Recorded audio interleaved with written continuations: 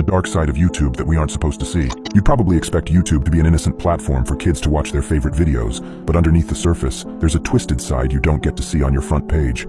I never could have guessed that searching dashcam would result in me finding the most disgusting videos on the internet. I was just looking for reviews on a dashcam I planned on buying, but after scrolling for a while, I found mostly useless reviews. That was until I came across one video that stood out significantly from the rest. It was different, but not in the way you'd think. It was uploaded very recently, titled To Dashcam. The channel name was made up of random characters and had a default profile picture.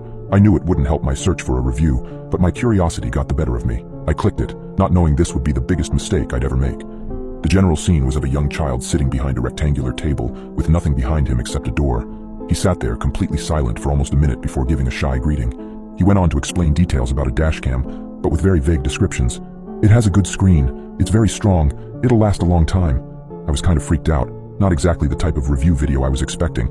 Something was off about it. Before the recording came to an end, the child sat in silence once more for another minute or so. My first instinct was to believe this was some kind of test video to test a camera. I only realized how much worse the reality was when I checked the channel profile.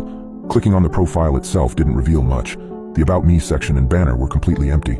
However, there was one other video on the channel, titled One Dashcam. It was uploaded just 1 minute before the second video. The preview photo was nearly identical, just an image of the same child sitting on the chair, so I wondered if they were testing multiple dashcams. Just as before, I allowed my curiosity to get the best of me and opened the second video. This is when I realized this wasn't really a video at all, and instead was one frozen frame from the other clip. A soft ringing noise grew louder during the first few seconds, followed by a robotic voice reading several facts about, apparently, the child. Name, Rodney Wilson, age 9, mother location, jail, father location, deceased, cause of death, beaten, burned. Several moments of silence later, the video ended. A horrible feeling grew in my gut. Surely this wasn't what I thought it was. I told myself it was some cruel joke, but even if it was, finding humor in something so disturbing was completely uncalled for. It looked like an advertisement to sell the child. There must have been a hint somewhere of what the purpose of the videos were, but one thing about the account stuck out to me. A number of people were already subscribed to the channel. Not many people, but more than seemed reasonable for an account made only a few hours earlier with random numbers as the name. I didn't question the subscribers too much, since they all looked pretty normal at a glance, though seeing them gave me an idea. The best way to find out what these videos were was simply to wait for more of them, so I myself subscribed and left it at that for the time being. I never could have guessed what I had just gotten myself into. A good portion of the day passed before I logged back into YouTube to check on the account from earlier, though to my surprise it had been deleted. No more subscription, no more videos, that was it, until the next morning. I was met with a message on my YouTube account. It said, "You have subscribed to Eyes Below the Sun study," then provided 2 links, but at the end of the message it specified, "Please remember no one has been harmed."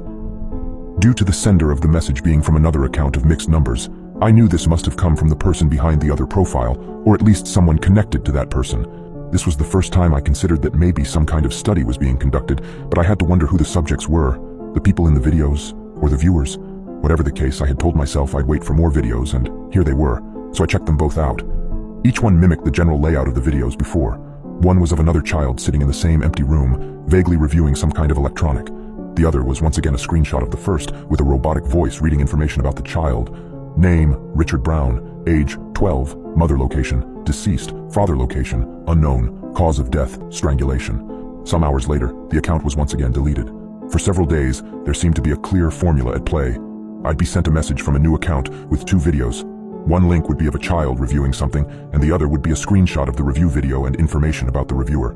Then, at the end of the day, the account would be taken down. Something was horribly wrong about this. While unusual, I was still waiting for a clear reason to think something was illegal about this. Maybe it was some kind of troll or prank. Besides, the freeze-frame videos were reading details that I slowly suspected were made up. After almost a week, I received another message. But this time, something was different. After clicking on the first link, it went to a video called One Pendant, which described some facts about the child as the previous videos did, but the robotic voice had been replaced with the recording of a woman.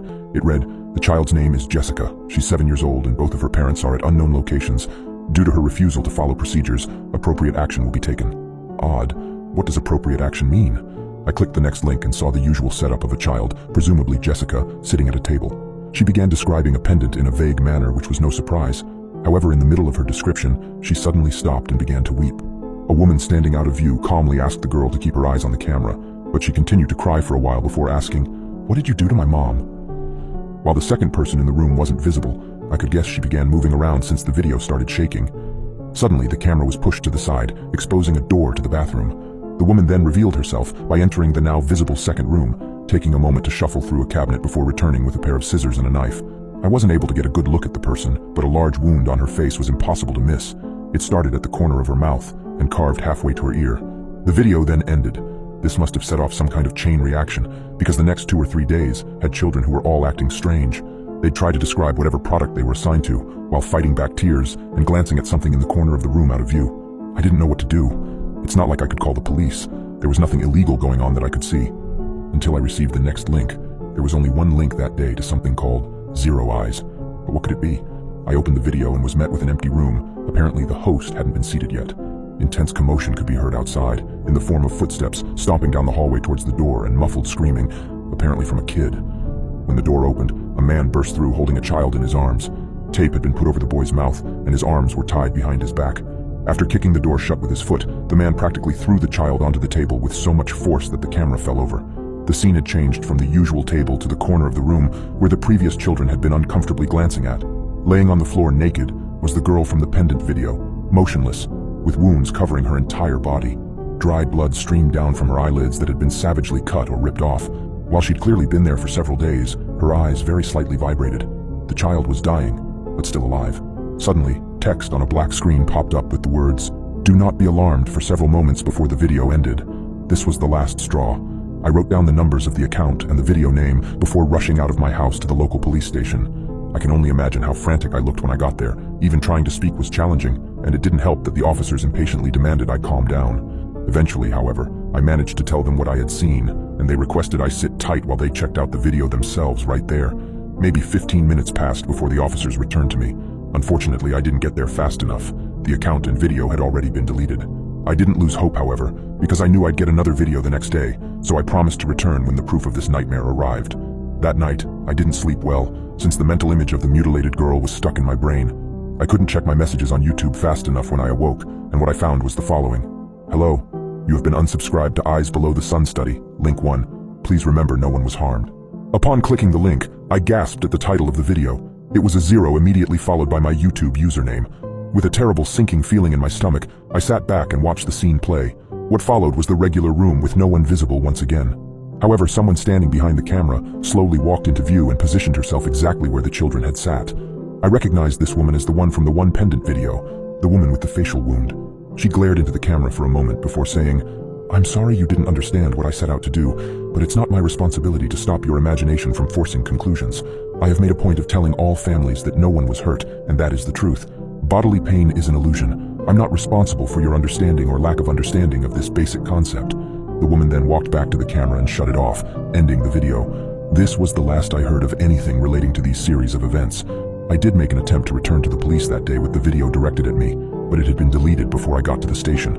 However, a chill ran down my spine when I realized not only was the video missing, but my entire YouTube history was erased. It was as if the channel, the messages, and the videos never existed. With suspicion in their eyes, the officers asked me to leave the station, warning me about wasting their time. I could barely contain my panic as I returned home, desperate to find some form of proof. I tried to forget about the whole ordeal, and even deactivated my YouTube account. But one evening, as I was getting ready for bed, I received an email notification. Hesitant, I opened it. The message contained no text, just an attachment titled, "Last Video, MP4. I played the video, and it was footage from a security camera placed in what looked like my living room. It showed me watching the previous videos on my laptop. At the end of the video, the same woman from before stepped into frame, walking towards my front door. The video ended, but outside, I heard a soft knock.